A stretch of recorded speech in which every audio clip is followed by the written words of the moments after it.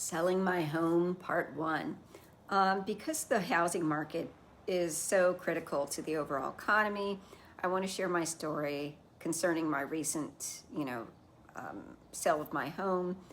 Anyway, hello to all the good people. My name is Dr. Romella Janene, and this is Romella Janene Global, where I talk about the, AI, the economy, working, and all related topics. So, the first thing I want to do is to really just kind of briefly talk about housing in general, okay? So the house that I recently sold was not my first house, okay? It was my second home that I had owned. The first home I owned was actually in Virginia, and selling the second home here in Florida, and I do still live in Florida, just, a different part of Florida. It really does kind of have a lot of impacts on you, okay? It impacts your credit when you buy or sell a home, okay?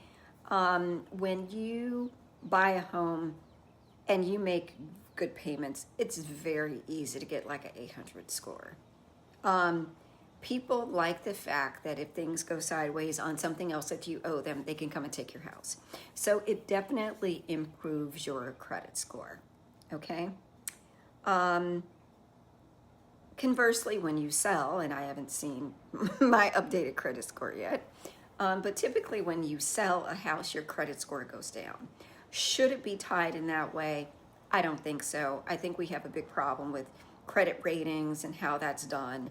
And I think there really needs to be just an overhaul of that whole process of creating a credit score, the data brokers that are involved in feeding information to the credit bureaus, the whole process of vetting if things are done correctly. But this is not about credit scores, okay? This is about me selling my home. So anyway, I just, again, want to kind of set the table here a little bit. And for a long time, buying a home was seen as just a way of improving your financial life overall, right? It was like the foundation of you becoming, stable, if you will. Okay, so with that being said, selling a home really is an ordeal and a process. And so I want to talk a little bit about that, okay? So, I sold my home in Virginia. I was married at the time. And we sold during the very beginning of COVID. And we were the very first home sale under our realtor who had we were the first sale that our realtor had that had a COVID rider on it. And this rider was like, if somebody got sick because of COVID, the other party could walk away. When you sell or buy a home, there's like all kinds of different riders, if you will, that sort of augment. And rider is something that augments a contract. It's like a special little term that's sort of tacked on, at the end of the normal sort of formatted contract that's used. But anyway, sold, closed on that sale April 28th, 2020. Was in Arizona May 1st, 2020. Moved into an apartment, lived there for a while. Anyway, long story short, we end up leaving Arizona and moving to Florida and bought a home in August 2022, okay? And I recently closed on the sale of the home this past April. April's a big month for me for buying and selling, I guess. Anyway, in April of this year, 2026. Okay, so basically about 3 years, give or take. 2022 to 2026, buying and selling the house. And got divorced in 2024. So basically lived in the house for over a year and a half, thereabouts, by myself. and then decided, you know what, it's time to kind of go. And I mean, anyway, so that whole process, sorry, bumped the camera there, of moving and coming to Florida was an ordeal, okay? There was money that was basically made, not huge money, but some money was made from the sale of the home in Virginia. And it kind of pissed me off because like homes kind of got scarce. And so the people who bought our home flipped it a couple months later and made like a killing off of it. And it just like, so, you know, one economic lesson there is, you know, supply and demand, right? But anyway, there was a small little profit that was available and was used to actually get into the home in Florida. So sold, you know, in Virginia, moved to Arizona, just held on to the money, looked there and decided there were some things that didn't make sense. A lot of things didn't make sense. But just talking about Arizona itself at the time, you know, there was all of these crazy stories about the water shortages and, you know, whatever. So it wasn't something that made sense to buy in Arizona for that reason, plus others. Okay? Anyway, moved to Florida and used the money from the Virginia sale to buy the Florida home. Okay, and you know, again, not going too deep into this, but the home was given to me during the divorce because it made sense to, okay? This could be a topic for another video. I doubt that I ever will, but could be, who knows? But essentially, I had paid for everything, right? Every single housing payment, be it for a house or an apartment, I paid while I was married, okay? All utilities I paid, okay? So when the divorce came, it was clear that the house should be mine in its entirety. So the divorce was finalized in November 2024. And, you know, there's no feelings one way or the other about the ex-husband at this point. I just want to make that clear. You know, that whatever emotions that existed around all of that got dealt with long before there was actually any paper filed. Again, we're not going to talk about that. Wish him the best. Hope everything is great. Not interested in hearing any details. Okay? All right, cool. So anyway, you know, and the original money that I used to get into the Virginia home actually came from my retirement. And I didn't pay off that loan with the sale of the Virginia house because I needed to keep it so that there would be money to get into the next house. So I finally, you know, had worked to pay off, that loan from my retirement, you know, a few years back, but it was nice to be able to like, hey, that thing's gone. Oh wait, no, oops. I got that mixed up. I was thinking about my student loan. Okay. The loan on the retirement actually got paid off when I moved money from my former employer's retirement account to the one that I have now. And so it was just kind of taken then, and so there'll be some tax implications on this. But, you know, in part 2, I'll talk more about the money. Anyway,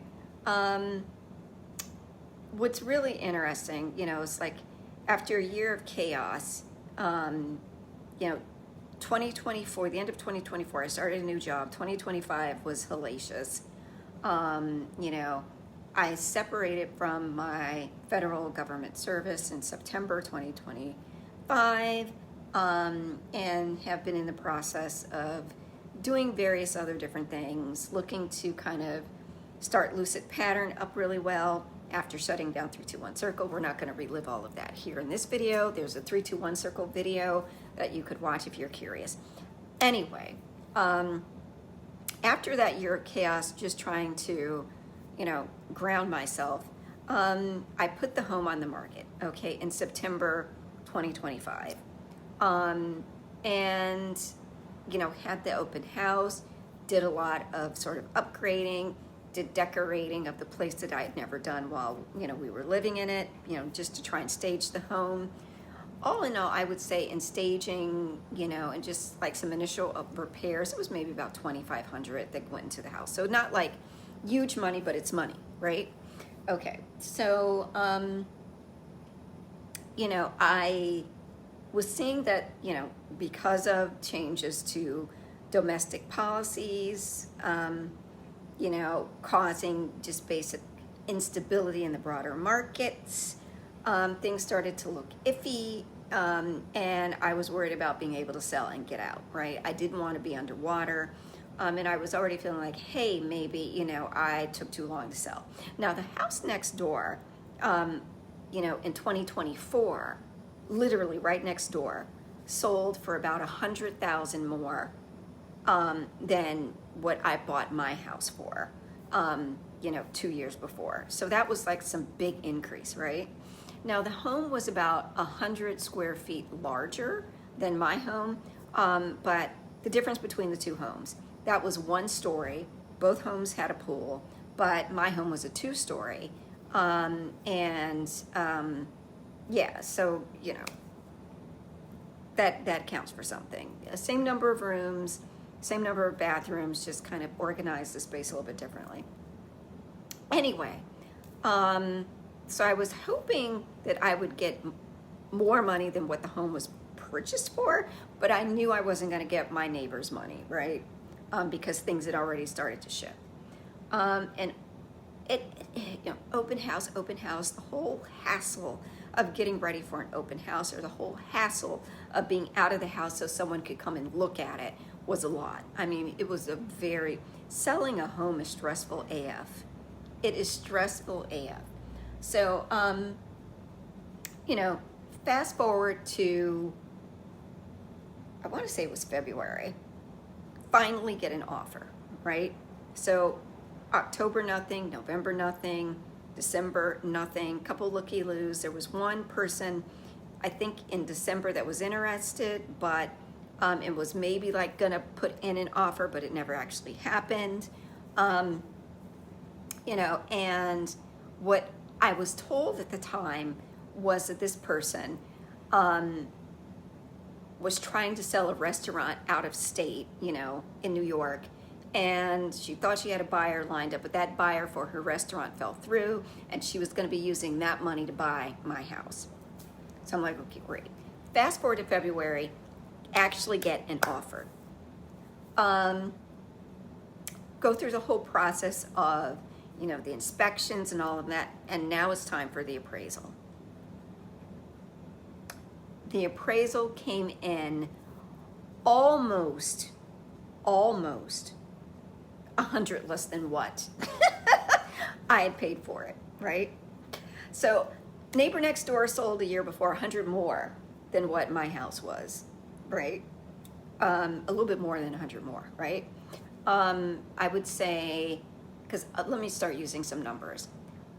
I bought for $418, okay?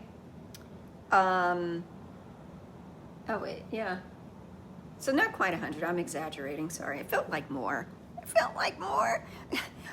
I was holding in my head the appraisal. My new neighbors bought the home next door. Widow sold it after, her husband passed away. She stayed in it for a little bit, but I was expecting her to sell. So anyway, she sold, and my new neighbors, which came from Montana, bought the house for $450. Okay, so they made like, they made like 30, okay? Or she made like 30, the widow. The widow made like 30 over what I had bought. So I'm thinking, okay, I know I'm not going to get that 450.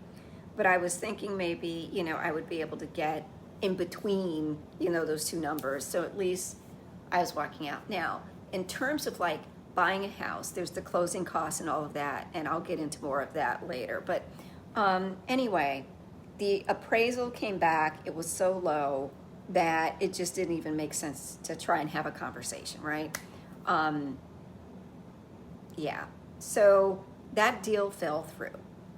And then I ended up taking it off the market. And in part 2, I'll talk more about what happened after that. So anyway, I just want to, say in part 2, I'll talk more about, when I actually did get the sale, the numbers behind it. But if this were your first time here, thank you for watching until the end. And before you go, please make sure to like, share, subscribe, and comment down below. It would help more people find this conversation. And come back for more about AI, the economy, working, and all related topics. So until my next story time that grown folks actually care about, take care. Bye.